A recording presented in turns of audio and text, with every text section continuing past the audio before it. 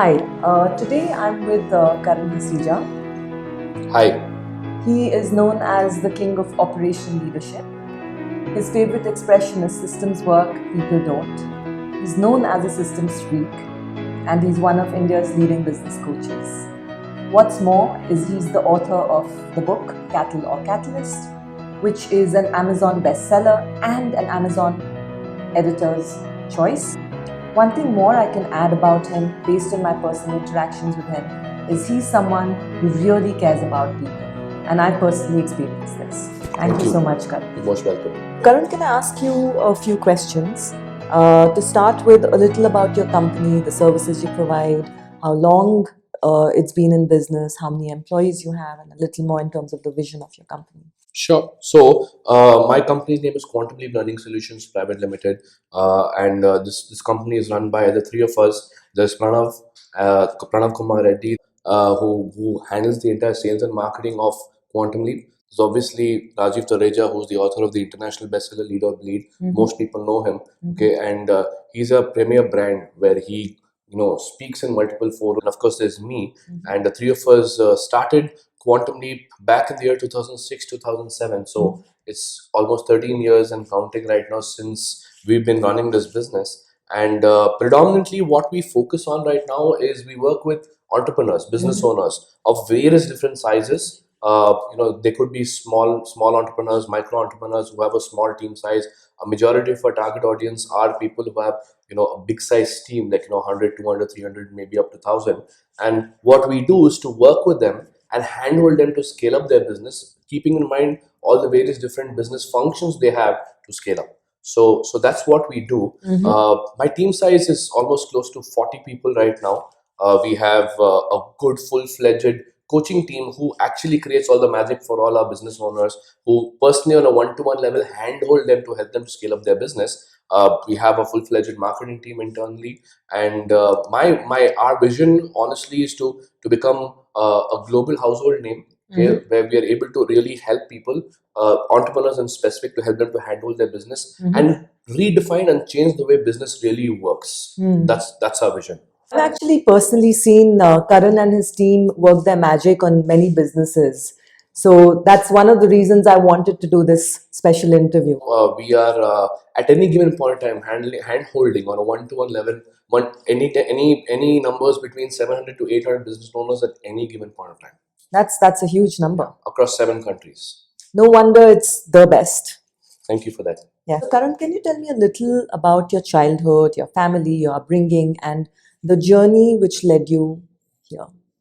Okay, so North Indian family.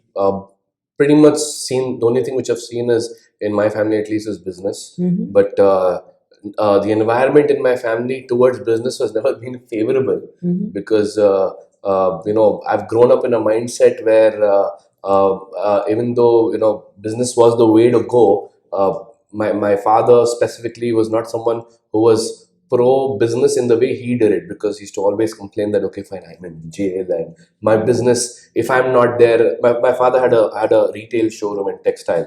So I've been brought up in an upbringing where I've learned sales and business really at a really young age. However, my dad was like not really happy with it all the time, because he was always stuck to the business. So it was, I had a a good upbringing, let me put it that way, a very comfortable childhood. I had a lot of influence from my grandfather, my grandparents, and right now, I live at home with my dad, my mom, my brother, his wife, my wife, and my child. So yeah, 7 of us at home.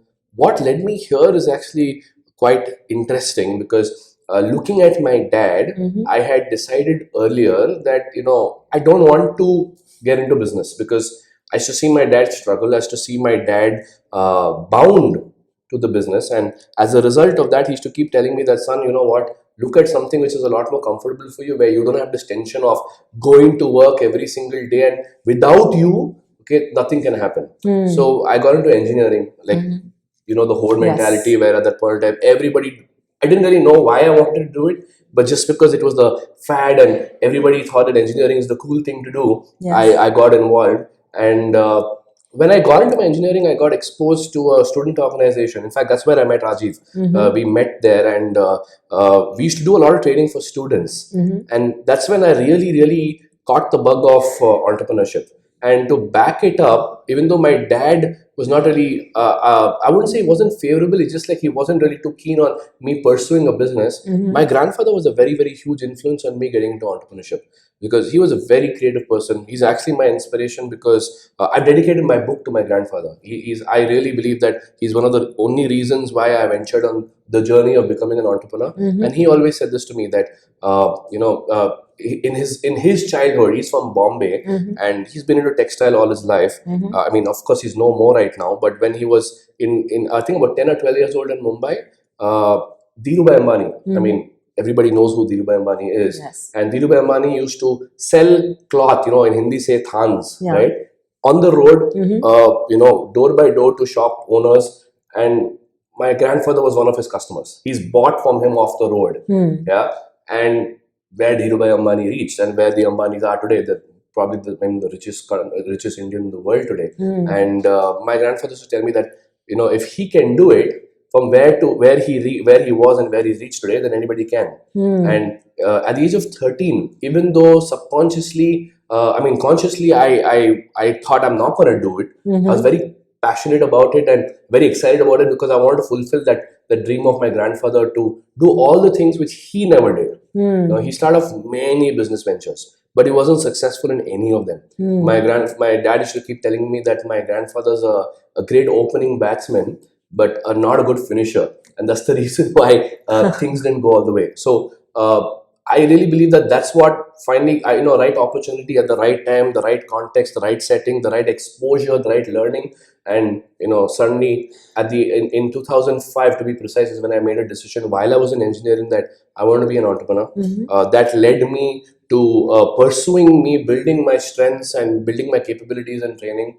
And in the year 2007, 2008, I dropped out of my engineering. Okay, and Quantum Leap had already started at that point of time. And I decided, what, that's not for me. It's not something I want to pursue. And this journey started. That explains a lot to me now, especially the engineering background and your passion for systems. Yeah.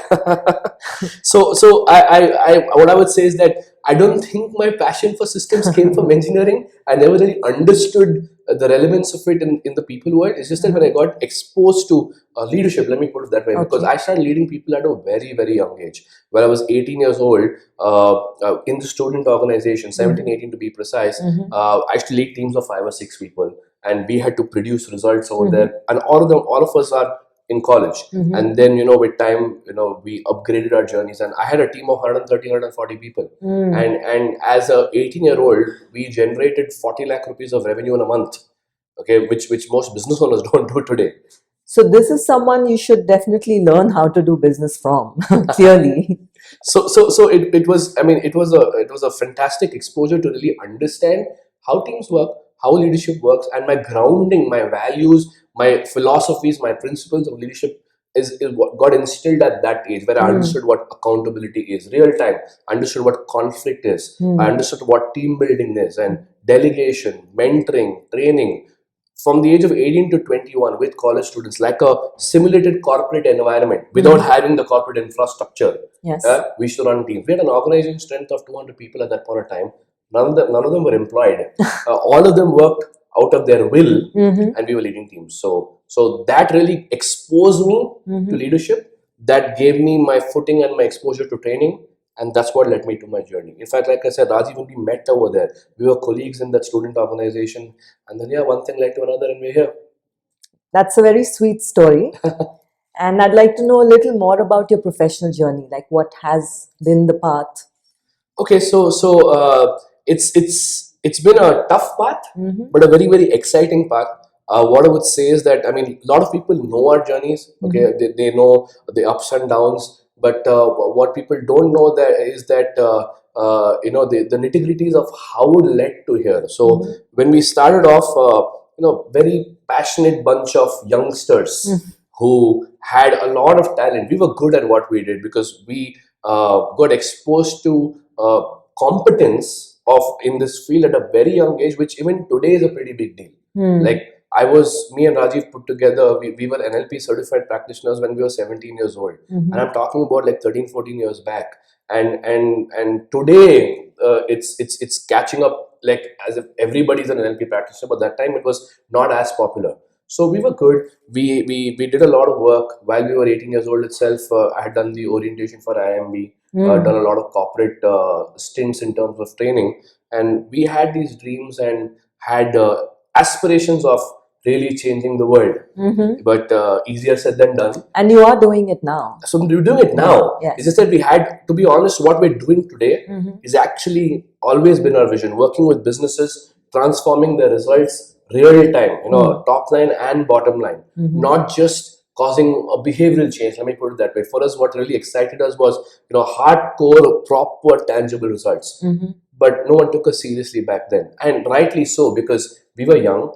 Just because we're talented doesn't equal to we were good enough. Mhm. But we thought we were, and we were wondering why are people not. I mean, imagine you going to a corporate organization who has 2,000 people, and you're talking to the HR head or the CEO. Somehow they gave us the meeting also, and you tell them that, hey, you know what, I'm going to implement systems in your organization, and we will increase your revenue. And obviously, those people would be thinking like, who's this kid? I mean, who 20-year-old at that point of time. Today times are changing, but at that point of time, without the gray hair, people never took you seriously, and rightly so. So from there, we realized that, and everybody knows this. It took us like about 102 rejections first to get our first client, and we started a journey from there. We did a lot of good work in actually accelerating the performance of a lot of teams. But then we realized that, what, we need to become a lot more visible. We need to become a lot more credible Mhm. for people to take us seriously. And that's when we started venturing into training, okay, and to build a brand for ourselves. Mm. And from there, we've worked with more than 200 plus corporate organizations Mhm. and done a lot of leadership work. Like we work with many various different teams, teaching them leadership, training them on leadership, hand holding them on leadership at a first time manager level, at a team lead level, at a mid manager level, at a management, senior management level, at a CEO, CXO level. So multiple different methods, multiple different dimensions, let's say demographics, businesses. Oh, we've covered the works. You have. You certainly have. I think the journey was a bit difficult to start with, but today I feel you've taken India by storm. I mean, thank you for saying that, Namrata. As a normal entrepreneur, once you start understanding that you have something which you can offer, aspirations start taking over. Mhm. And I believe that's when, even though we were able to really deliver when it comes to leadership as business owners, Mhm. I can plainly say that we were not that good, because even though we got a lot of opportunity and we did a lot of good work, we failed in business. And there was a time in 2000, and because we were aspirational and we had a pretty decent sized team over there. There was once upon a time I had a 40-45 member team, and we were running three businesses all put together. And though that actually four, okay, three me, but together, even adding even Rajiv to the mix, there were four businesses which were working together. And we did that only because we wanted to grow, Mhm. without having the basis and the logic of why we got into that business in the first place. Mhm. And that's when all hell broke loose. We weren't able to sustain. We were firefighting constantly. It's like literally that I had for like four jobs. Didn't know where I was going. Everything looked good on the outside, but not really sustaining, not really making the kind of money which, not forget the potential of the business, even required to kind of scrape through. Mhm. And then, yeah, in that epic year of 2012, all hell broke loose, and two of our business ventures went bust, and we got into a lot of trouble. We were in debt, 70 lakh of a loss, 45 lakhs of debt. We were about 25, 26 years of age. We had just gotten married, engaged in that situation, and that's when everything just comes down. Mm. And from there, everybody knows that journey already, that we struggled a lot for a lot of time, not knowing what to do, but going on the journey of actually educating ourselves, filling the gaps in terms of our competence, accepting that we don't know, so we Mhm. need to learn, and we need to learn from people who do know, Mhm. evolving ourselves, and now we're here. So I'm going to take a different spin to this. Yep. You and your team and Rajiv and Bhakti and Pranab, all of you have effected a lot of change in businesses and even in events and in the training industry, you're regarded as amongst the top trainers and coaches in the country. And I mean, for the uninitiated, I would like to kind of tell them that I was at the Success Gyan Change Makers of 2019, where Success Gyan, which is India's number one seminar organizing company, they have identified the best speakers and the best trainers and coaches who are creating value and change in India. And I'd like you to tell me a little more about it, because if I remember correctly, uh, you are amongst one of those. So, what happened at the Changemakers 2019 is that we got felicitated by Success Gyan for being being the masters of business transformation. And I mean, I must say that we've done solid impact work over the last 4 years through our PACE system and handholding entrepreneurs all across the world. And today, I mean, we've added thousands of crores worth of revenue in terms of our work. We've had people generated a lot of employment through the work which we're doing over there.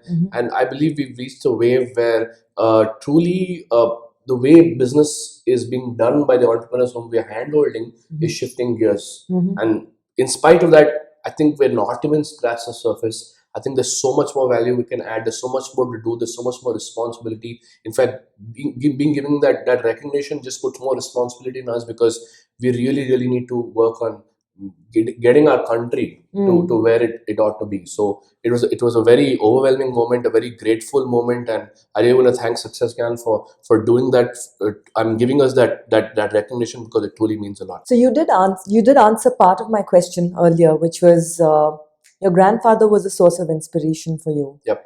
And other than your grandfather, would you have any role models or mentors you look up to, and why? So of course, there's been a lot of people who played a very significant role in chiseling us, okay, literally. But there are two people I would like to mention who they are my role models and they are definitely my mentors. One is Blair Singer. I mean, hands down, he too was felicitated at the Changemakers 2019, and I think his award was the topmost award for compared to all the other four people who got it, because he has been instrumental not just in India but all across the world to really bring the ethics of teaching into the industry. And anyone who's truly successful in this industry is a product of Blair Singer. He truly is the master of masters, and he taught us the responsibility of teaching, and it's sacred. It's sad sometimes that in our industry people don't understand the ethical value of the responsibility which they have, and in the name of training, God knows what they do. But it's honestly because of Blair, who taught us what's the right intent and the right value system you're going to have, irrespective of the skills of training. You know, that intent is what has been instilled by Blair, and truly he's the master of masters, and he's made a really deep impact, not just on me, definitely on Rajiv and Pranav and pretty much our entire team. So he's one person whom I really look up to and been a mentor for me. And the other person whom I think has had the deepest impact on me is Sidra Jaffrey. She's my mentor. She's someone who's constantly looked out for us, and I think she was instrumental purely in the times where things were low, and to unlock all the energies which were stopping us, which we could not see, to put us on the right path. So she's been a spiritual mentor, not just professionally but even personally, with me, my family, everybody. She's been instrumental to putting us on the right path, and got our back to make sure that we live up to our full potential. So these are two people who I completely credit where we are today. I have people who've really mentored us. I'm grateful to them for creating a mentor like you for me. Thank you. So I'm thank grateful you. too. Name any 3 activities that lift up your mood in a heartbeat. My mood. Oh, that's interesting. Okay, so I love watching TV. I know a lot of people think that okay, watching TV is a waste of time, and it's an idiot box. But when I'm saying TV, I don't mean the cable TV. I love watching my superhero stuff. I'm a superhero buff. I'm a geek that way. If anyone's visited my office cabin, it's just full of superheroes everywhere, and I keep watching these superhero sitcoms. I'll watch the superhero movies, and and I watch a lot of sitcoms. So anytime I want to de-stress and I want to switch off, I'm always hooked on to either a Netflix or a Prime, and I have a specific genre of shows which I watch, and that lifts my mood a lot. Apart from that, off late, it's a new experience for me, but it's definitely my go-to experience, and it tops the list is to play with my son. Oh, Okay, of course. I mean, by default, no matter what, he's like 5.5 months old. His name is Shivansh, and no matter what my mood is, just going to meet him, and he gets very excited when he sees me. That smile on his face, oh my god, it just shifts my mood completely. So that's another activity for me. And the third one is I love going out. Yeah, I'm a big foodie. I love to hang out with people. I go out. I wouldn't say partying. I'm not too much of a fan of it. But I like the music. I like to sit out. I like to chill, and I like to go to different places. So I would say these three top my list. I love to do these three things, and it immediately, no matter whether I have sleep or no, don't have sleep. If I'm doing any of these three activities, I'm on. To take a cue from the first one, which is the superheroes, I mean, you and your team is nothing short of being superheroes. We're aspiring to do that to really make a difference to people. Yes, and you're getting there Thank you for that. into deeper levels. So, what languages do you speak and what are you good at? Okay, I can say I'm good at English. Okay. I'm pretty good at English. Like I actually I believe that my not just in general, but I'm good at the language. But I can also very straightforwardly say that I don't think I'm any good at any other language as much as English. Everything else is an effort for me. I can speak Hindi, but I can't. It's something which I do put an effort for. It doesn't come naturally for me. That's probably one of the reasons why when they're expanding into different markets, I don't think I'll ever be doing a Hindi program. There's always been a little bit of a tussle between me and Rajiv. Is like, oh, you're incompetent and you don't know how to speak Hindi, because he can and he can train on stage on Hindi, but I can't. Again, Kannada, I can manage, I can pull through. Even though I'm born and brought up in Bangalore, the unfortunate part is that while growing up, I've only been exposed to English. At home, we speak in English. With my grandparents also, my grandfather was so particular because, in that era, when he was, my grandfather knew like 13 different languages, and he was fluent in all of them, because of his business requirements. 13 is a huge number. Yeah, it's quite a huge number. But he was hell-bent on us, only speaking in English, because at that point in time, it was the need of the hour for people to really excel. And he would speak to us in English. He was uneducated, but he was a writer himself. Like, he would write snippets, cut out newspaper articles for me to read and build my language capabilities. So we just grew up in English, like nothing else. I speak to my dad, my mom, my wife, my grandmother also at that point in time. Even though it was broken, we would speak in English. Kannada I can manage. Sindhi, my mother tongue, I feel I can understand it very well. I can communicate if the need is there, but I think in terms of a language preference, that's my fourth. I'm the worst in Sindhi. So yeah, what I would say is, English is my go-to language. Simple. Okay. So, what according to you is the language of leadership? And what does leadership mean to you? Okay, so the language of leadership is not really obviously a lingual language. According to me, I tell you what leadership means to me. And I've also mentioned this before, but I'm going to say it again. Leadership for me primarily is a responsibility. It's not a position. And someone whom I've read a lot of books of John C. Maxwell, and I draw a lot of principles from him. During my earlier days when I was young in the student organization, that's when I really understood the language and the definition of leadership. Not just by reading, but also by practicing that. The responsibility of leadership is to develop a team with synergy. And for me, synergy is equal to having the right dynamics in your team, which is to do with the relationships and the commitment levels of your team. And having said that, the same team needs to produce a result. Having one of them is not effective. And most people sometimes believe that it's either the result which measures a team or the relationship which measures a team. For me, it has to be the balance between two. And that is the responsibility for leader to create. And that's why I'm saying leadership is a responsibility to balance the results, the relationships, and to create the synergy where people's commitment people's dynamic between each other as well as their results are in sync. Mhm. So for me, that is leadership. Okay. How would you sum up your secret recipe for success in one line?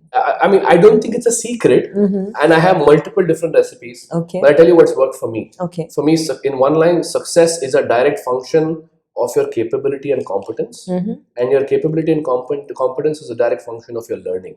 Okay. So, learning equals to success Hmm. in that order. I wish a lot more people would see it that way as well. I mean, think no matter who you are, Yes. no matter how successful you are, it's not about using a cliche dialogue like, oh, Yes. there's always more to learn. That's Yes. obvious. Yes. But learning for me is a skill Mhm. because a lot of people attend programs and read and in their words learn, but what difference is the learning making? Mm. For me, learning is the ability to work, get that knowledge, apply it on yourself, put it to practice, build that capability, and then produce a result. Mhm. You see so many different business owners and leaders all across where they get exposed to a lot of knowledge, but in spite of it, there's no result Mm. because gaining knowledge and learning are two different things. Yes. Are you working on building your capability? And that's why you need mentors, and that's why you need to go out there and actually be willing to take risks, fail, because that's the only way you're going to learn. But it's not just about getting exposed to knowledge. So for me, learning equals to competence and capability development, which is going to add value to your success. And that happens through a lot of different factors, through experience, through exposure, but it's basically over there. Yes, and it definitely doesn't happen in a day. One of has course to not. learn, absorb, implement, and then I wish it bring the happened in a day, but transformation. that's wishful thinking. Yes. Because, like I said, the first part and the easiest part Yes. is gaining the knowledge. Hmm. The more difficult part, and actually when it makes a difference, is when you actually go out there and make it happen. Mhm. Because that's when you make the mistakes, that's when you understand the gaps, and that's when you know how to plug the gaps. Mhm. That's when you truly get out of your comfort zone. People use these statements a lot, get out of your comfort zone. Mhm. What does it really mean? Mhm. It means to put yourself out there and practice what you've learned so you understand what gaps are there and fulfill it. As simple as that. It's a constant evolution journey, Mhm. and that's how life is. Of course, definitely. What, according to you, are the essential qualities that make a leader valuable to an organization? So, according to me, what makes a leader valuable for the organization obviously is the amount of influence and impact they have on their team. I mean, very cliche dialogues, but I think it's really, really true. A team is a reflection of their leader. There's Mhm. no two ways about it. Mhm. You will see, and I'm saying this out of my own experience that I've seen leaders. Of course, they change depending upon the situation, but sometimes if the leader is great Mhm. and the team is not, Mhm. because of the leader's influence on the team changes, and Yes. the team mirrors the leader. And sometimes that same team, the leader changes, and that same performing team will stop performing because of the leader. Hmm. So the leadership capability of the team of the leader is for me a big asset, and that is just more than assigning tasks and holding them accountable. Mhm. It's a lot of connection, it's a lot of relationship, it's a lot of commitment and capability building towards your team, and the ability to build that culture where your team is aligned Mhm. is what makes a leader valuable in any organization. Mhm. So that for me is a big value add for leader. Are they able to create an environment which is sustaining the results and the relationships no matter what the external situation is? So, you've actually addressed a lot of issues in the last couple of minutes. Now, when I'm thinking of leadership, I'm thinking of leadership for myself as an individual, and I'm also looking at leadership at an organization level. Okay. So, could you break it down into what specific actions you take at an individual level to enhance your growth as a leader? And then what actions do you take at a team or organization level to enhance their growth? So honestly, for me, it's not very different Mm-hmm. because I'm not a big fan of, even though you say you can lead yourself, I'm not too much of a big fan of it because I believe that it's not a one person game. Mm-hmm. For me, the way I work on myself is to be a part of an environment. I have mentors too. Mm-hmm. I have my own team which holds me together. Between me, Rajiv, and Pranav, our ecosystem is so tight, and that's the reason why we're able to work off each other, because you need someone to show you the mirror, you need someone to tell you what's not working, you Mm-hmm. need someone to show you the way, and we play that role for each other. So for me, self leadership is equal to being a part of an environment which shows you how you can do better and how you can create that change. Mm-hmm. And that's exactly the same philosophy in the team.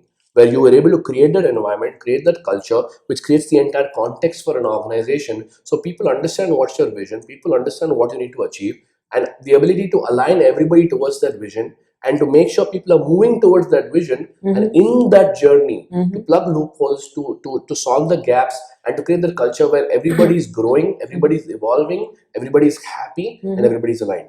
Yeah, it needs to be, and so that's why our philosophy for leadership and for business is win win win. I mean, Yes. if anybody's attended our program, this is something which our vision, like I said earlier, if I had to give one line for it, is to get people or get business owners to run business, which is win win win, to create win win win workplaces, and win win win equals to your customer wins because you are in business primarily because of your customer. Your team needs to win because at the end of the day, if your team is not winning, then what's the point of running the organization? And finally, you as a business owner need to win. For me, leadership as an outcome, yeah, when I say results and relationships, it gets summarized by this philosophy of win win win. So that's been our endeavor, and that's what we do with our teams, creating win win win workplaces. Yes, and I've seen that it's not just in theory. I've seen that in action, that you've implemented win-win-win. I mean, I've seen and that. honestly, I feel that's the reason why most teams will succeed, because all stakeholders involved need to be aligned. It's that win-win-win which creates that alignment. If not, eventually one of the other stakeholders will drop off. So yeah, I can say that I think it's always going to be work in progress, but I'm really happy with the way we've turned out in our team over there because everybody subscribes to win-win-win. And what, according to you, is the key to developing the next generation of leaders? The key to developing the next generation of leaders is again learning. There's no two ways about it. So in any leadership environment, when you need to build a second line leadership team or a next generation of leaders in any organization, as a business owner or as a leader, you got to put in the effort to develop people. And with development, then you delegate and then you empower them with responsibility.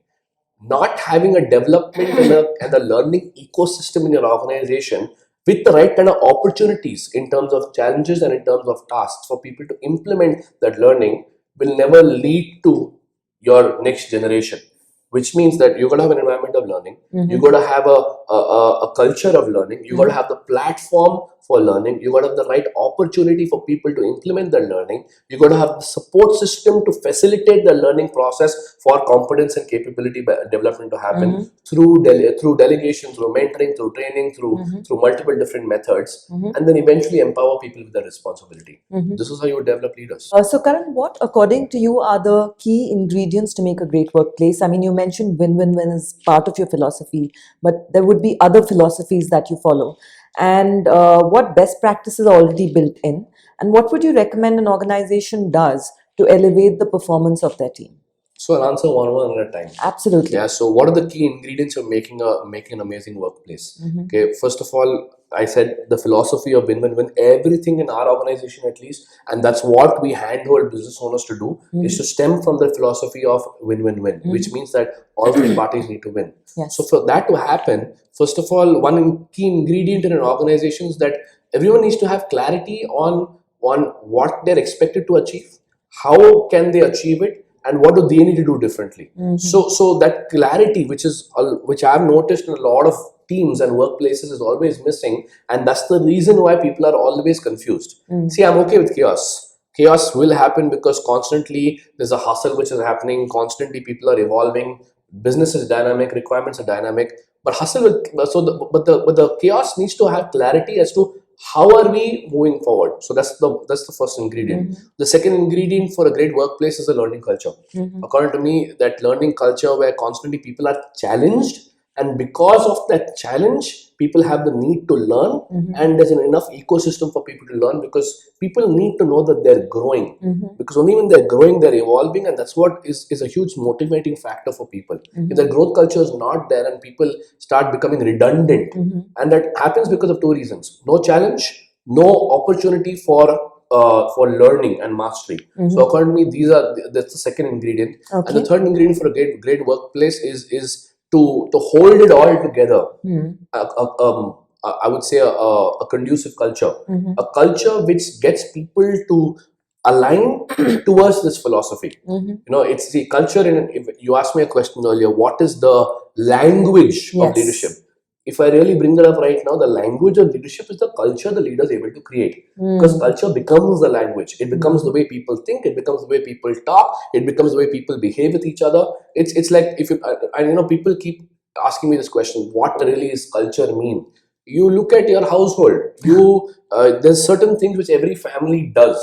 It could be rituals, it could be systems, it could be just the way they are with each other. It could be a morning breakfast, could be a puja at home, could be dinner. That's a culture. Every religion has their own cultures. Yes. That way, every organization needs to have their own culture. Yes. So for me, that's the third critical ingredient. So clarity of expectation in the form of roles, in the form of goals, in the form of capability, that needs to be there. Second, in terms of a learning environment Yes. where there is an opportunity for people to grow, and there again career growth and challenges come into the picture, and to hold it all, the culture. So these are the three ingredients according to me to create an amazing workplace. There's more, but these three top my list. Okay. So what initiatives and philosophies do we follow apart from win-win-win? For me, a charter, as a rule which we follow, there are multiple philosophies. So this tops the list. Goal first or mission first, team second, me third.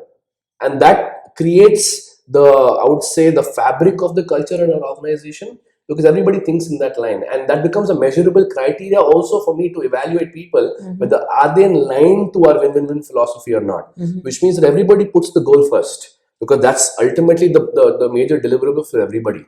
Your team comes second, and then you put yourself third. The minute anybody in the organization puts them ahead of the team or the goal, then that becomes a clear indication that they're not in line with our culture. So this is another philosophy. And to enable this to happen in reality, we have a lot of initiatives internally. For me, my team is, I can easily and proudly say this, that my team is more important for me than even my customers, because ultimately this is the main vehicle for us to really create the transformation which we want to create in the world. So creating the right kind of career growth opportunities, giving them a pathway for them to achieve it, helping our team fulfilling their needs, not just from a career perspective, but also from a financial perspective, and also expecting them in return to deliver in terms of growth, in terms of capability development, as well as results. So that's really the essential of win-win, so that both parties are able to really provide each other with what they want, and everybody's aligned. So we have a lot of initiatives internally where we have, for me, as a learning culture, I would say we have a system internally that at least for half a day per week, people are dedicated to a proper group learning activity. And this is not just a training program. There are multiple different, especially in our kind of business, any amount of learning is not enough, because the amount of exposure we need and the amount of chiseling we need is really, really high. So the learning culture is very high in the organization. Our work is challenging. So the right kind of people in our organization always feel challenged, because there's always a better solution. There's always a person who needs different kind of support. So that keeps people always on their toes, and the need for learning is very, very high. And of course, to hold it all together, our culture, we have a mixed bag of team members. We have people who are very young, 25, 26, 27. We have people who are 40 plus also. Irrespective of that, we don't have a real hierarchy. It's a very flat structure. We do have a reporting mechanism, but that's because of seniority and capability. However, it's a very open door philosophy. And as a result of this, the synergy in the team is very, very high. There is chaos, but I love the chaos, because the chaos for me is organized. And the synergy is very visible. Yeah, it is. It shows in the dynamics of a team. Yes. And like every team has its challenges. It's constant in every team that you are going to have disagreements, you're going to have conflicts. But that is what makes the team, because when you have an opportunity for conflict, it brings out the best in people, as long as you have a mechanism to resolve it. So for me, conflict is good. If a team does not have conflict, then that's not a team. Imagine you having relationships with people and you don't have a difference of opinion. That's not a relationship. Yeah, that just means that they're two people who have nothing to do with each other. Right? Yes. On that note, you mentioned conflict. So what are the key challenges that leaders face in organizations and teams face? Oh, there's a huge list for that. So according to me, from a leader's perspective, the key challenge which they face and they need to resolve is that they're not able to build a synergy. which means that the symptoms are that people say my team is not motivated, my team is not committed, my team is not producing results. And obviously the solution for that is to be able to lead your teams to build their competence and to create an environment. So one challenge is obviously the commitment levels of the team. The other challenge is the capability of the team. And having that synergy, according to me, sums up all the challenges. There are many micro challenges that can go into, but primarily is how can a leader gain that commitment from a team, which is a function of their alignment and their motivation, and channelize that commitment towards performance. This is where leaders get stuck. Okay. And would you equate good leadership with having a good energy and a positive mindset? And how does one really think like a leader? What does it mean to think like a leader?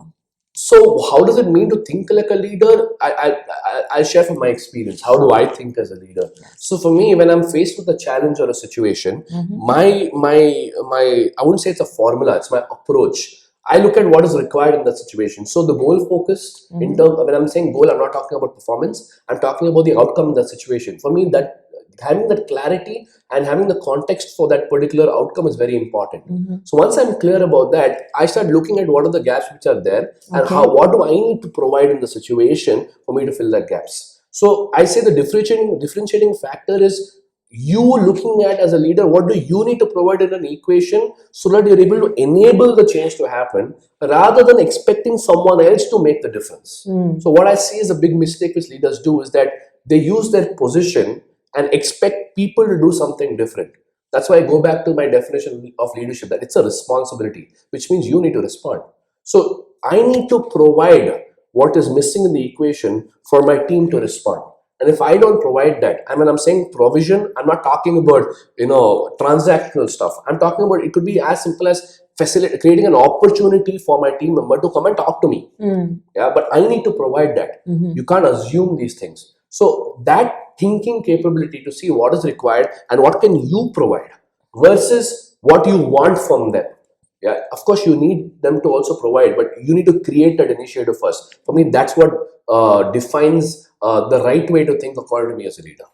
Okay, so this one question I think would be very interesting for your business owner, SME, market. A lot of business owners that I meet, of course, like the prime concern is profits and money. The second is getting the right focus and direction, and of course, time is always an issue. What are the tangible things that one can do, from a leadership perspective, to create direct impact on profits and not from a business or domain expertise perspective, but from a functional leadership perspective? Okay, so I'll tell you mistakes which people make and what do they need to do in order for them to achieve that the direction of profit. Biggest mistake which people make in SMEs is that they don't build a team. Yeah, and they have the mentality that one, I need to do it myself, and even if they have a team, they're still not really utilizing the team in the right direction because the buck is stopping at them. And this happens because most people don't understand that hiring a team is not equal to building a team. That's where I think most people get it wrong. First of all, you need to hire someone. You can't expect to have ready-made people. There's work you got to put in, which means that you got to build, and you got to build people's commitment. You got to build people's competence. You're never, irrespective of people's past experience, you're never going to have someone ready-made in both areas. People may have experience and expertise, but to align them in your organization for your expectations requires work. And that's where your leadership comes into the picture. But you got to train, you got to mentor, you got to develop, you got to influence, you got to create an environment. So that's the first step. Another mistake which a lot of people do is that when they hire, they feel that their job is done, right? So again, goes back to the leadership. So ultimately for me, the reason why I'm bringing these factors up is because success, profits, performance in any business from a business owner's perspective is directly proportional to the leadership capability. Ultimately, when you have a team, you got to lead. There's no two ways about that. Yes. So building a team is going to enable you to start moving towards success and profits. Second, building a team in the right areas, which means that to start looking at activities where you are firefighting and the buck is stopping at you, and to build a team in that area, develop. So again, I'm using the word build because hiring a team is not equal to building a team. That's where the difference is leadership. So building a team, developing that team through delegation, through mentoring, through coaching, through training, etc. And then having a system to measure and manage the team so that the business owner can focus on other activities of scale up. So this process needs to happen in a very strategic way, in function to function, so that the dependency on the business owner reduces and the business owner can focus on strategic acceleration of the business, which will lead to more profits. The reason why most business owners do not make the kind of profits and results they want is because they're too stuck in managing the business rather than looking at building the business. So that's where the leadership angle comes into the picture. That's my take on it, in simple words. So I'm going to actually, I heard about your vision for the organization, and I'd love to hear your personal vision, your dreams, and what's your next big goal. So, And your next vacation as well. I think my vision is honestly is completely in line with my organization's vision. For me, Sure. I don't see how that's different for a leader. It's all the same. Ultimately, your vision is what your organization will. You are the organization at the end. And I'm speaking on behalf of the three of us. Yes. So for me, and not just QL, not just for all of us.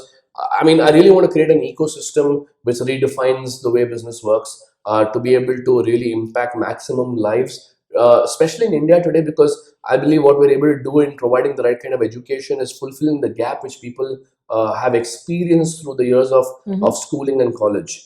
I really wish that we had this education back then, because this would put us in the right direction. And that's our attempt. My vision is to really impact as many lives and transform as many businesses and create an ecosystem to create win-win-win workplaces. So that's my vision long term. And for that, I really want us to become a household name where people know that this is the method or this is the way you need to run business, and that's associated with what we've been able to create with the PACE system. Our next immediate goal, what I'm really excited for, is that, like I mentioned before, we are venturing into the Hindi markets. And the reason why I'm saying this, cities like Indore, cities like Nagpur, Surat, Jaipur, the reason why I'm saying this, that I'm excited about the Hindi markets, is because I believe that the amount of business owners over there actually, are doing, if not more, the same amount of business which they're doing in the metro cities. The heart of business is there, and availability and access of what we are doing in the kind of education which we are providing is not present over there. So this gives us an opportunity to really reach out to more people and redefine the way business works for them. And I really believe that that's the need of the hour today. So I'm excited about that. That's my next big goal. And apart from that, yeah, I'm looking forward to my vacation. December for all three of us is vacation time. So we're heading off to Australia for some time to really sharpen the saw, give us our break so that we can come back strong next year and continue this journey of transformation.